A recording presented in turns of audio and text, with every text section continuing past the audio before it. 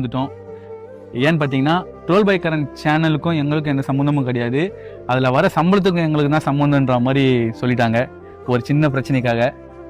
அந்த சேனலில் மோத்திக்கும் மித்ரனுக்கும் எனக்கு என்னை சுற்றி இருக்கிற எல்லாருக்குமே சொந்தம் அப்படின்ற பட்சத்தில் தான் அந்த சேனல் வந்து நாங்கள் எடுத்துகிட்டு போனோம். 2 பேர் சேர்ந்து ஆரம்பித்தோம். ஆனால் எல்லாருக்குமே சொந்தன்ற பட்சத்தில் தான் அந்த சேனல் இருந்துச்சு. இப்போ ஒரு நபர் மட்டும் அது எனக்கு சொந்தம் அப்படின்றப்போ அந்த சேனல் நாங்கள் யாருமே இருக்க விரும்பல. இவங்களோட லைஃப்காக அந்த சேனலோட க்ரோத்துக்காக இவங்களை கூட்டிகிட்டு வந்தேன். இவங்களோட லைஃப்காக அந்த சேனலில் இருக்க வச்சேன். இப்போ இவங்களுக்கே வந்து எந்த ஒரு இதுவும் இல்லாத போது அந்த சேனல் நாங்கள் வெளியே வந்துட்டோம்.